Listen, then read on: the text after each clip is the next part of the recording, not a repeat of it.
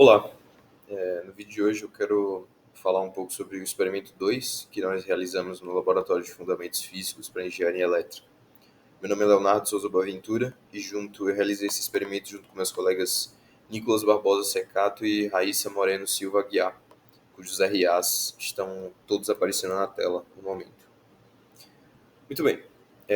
Esse experimento ele trata da difração. E esse é um fenômeno físico que acontece quando ondas se encontram ali com obstáculos, mais especificamente uma fenda, com um comprimento de onda relativamente muito próximo com o comprimento da própria onda. Então, o que vai acontecer é que é uma frente de onda, que no caso da figura aí, ela é uma frente de onda reta, ela vai interagir com essa fenda e vai produzir uma frente de onda circular. Isso porque a fenda está funcionando ali como uma fonte pontual, né? Então, a difração ela consiste na mudança da geometria da frente de onda de uma onda qualquer. Tá bom? Então, esse experimento a gente vai se utilizar desse fenômeno para calcular o diâmetro de um fio de cabelo. Bom, muito bem. Então, o nosso objetivo, novamente, é analisar o diâmetro de um fio de cabelo. E para isso nós utilizamos um laser de hélio neônio, um suporte para deixar o fio de cabelo ali bem retinho e uma trena para medir algumas distâncias. E falar em distâncias, né, nós colocamos o suporte com o fio de cabelo a 60 centímetros do anteparo, onde nós fizemos as medições de distância entre os pontos de máximo e mínimo, ou seja, os pontos claros e escuros ali da nossa onda. Muito bem, nós utilizamos essa distância em específico para aumentar ali a resolução e facilitar nossas medições, tá bom? Então, após tomarmos 5 medições, então a gente foi ali a gente estabeleceu uma origem para o nosso sistema de coordenadas e a cada n pontos de máximo, nós tomamos medida da distância desse ponto até a origem. E plotando esse gráfico, nós obtemos um gráfico de n por y, ou seja, o número de pontos claros em relação à origem pela sua distância, fazendo uma regressão linear aí presente no gráfico também. Então, analisando esses resultados, né, a gente vê que a projeção de onda na superfície do anteparo, ela vai nos render os pontos claros. E o que nós fizemos foi medir a distância entre esses pontos claros.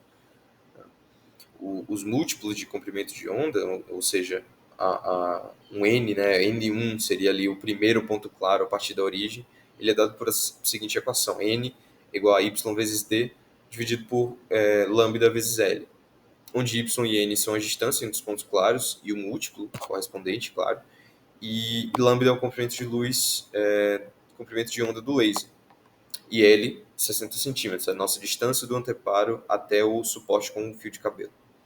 Então, nós traçamos no slide anterior essa reta n por y, com um coeficiente angular de c igual a d sobre lambda vezes L, onde d seria esse diâmetro do nosso cabelo. Tá?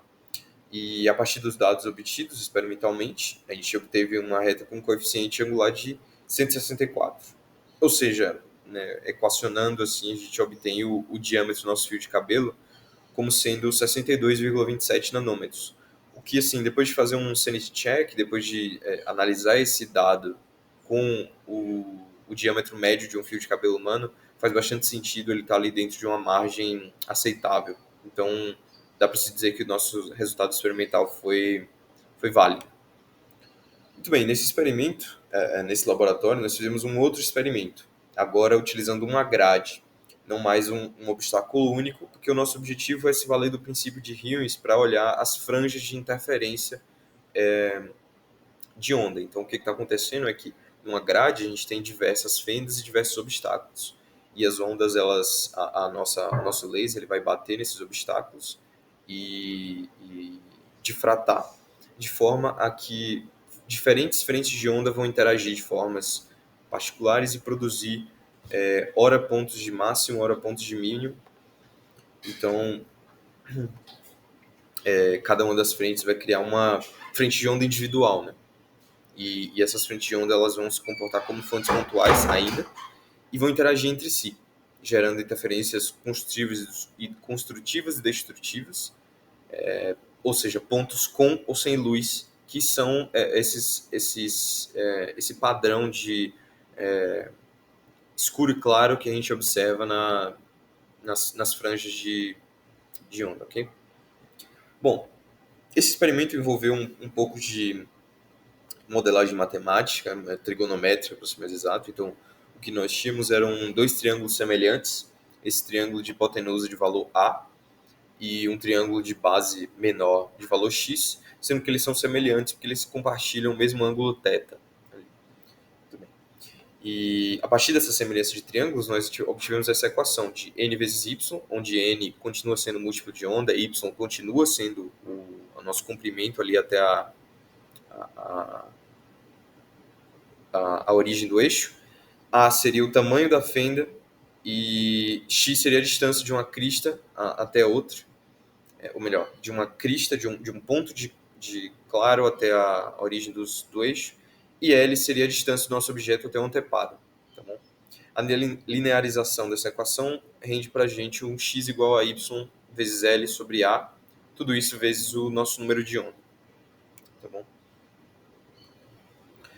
E eis aqui a equação, ou melhor, o gráfico que nós obtivemos, baseado na distância entre os pontos e o múltiplo de onda, tá bom? E esses resultados, eles oferecem para a gente o seguinte resultado, né? O fenômeno da grade, o que acontece com a grade, ele é bastante análogo ao fenômeno da fenda dupla, sendo que em vez de só duas fendas, na grade a gente vai ter diversos, né? Então, e sendo que o fenômeno da fenda dupla também pode ser descrito pela equação dada já anteriormente, a gente tem que nesse caso, né, a gente quer validar o nosso valor de comprimento de onda. Ou seja, traçamos a reta y por n com o coeficiente c, dado por lambda L sobre d, e a partir dos dados do nosso experimento, a gente obteve essa reta com um coeficiente de 0,0248. Ou seja, o nosso comprimento de onda ele vai ser dado por 0,248 vezes d sobre L, sendo que o d fica ali em torno de 12,5 vezes 10 a menos 6 metros, dividido por 0,47, que foram os 47 centímetros de distância entre o nosso obstáculo até o anteparo de onde foram realizadas as medições. Isso rende para a gente um valor de 659,57 nanômetros. E analisando um erro relativo, né, a gente obteve só 4,2% de erro em relação ao valor pré-estabelecido para o nosso comprimento de onda do laser, o que é um erro bastante pequeno e aceitável.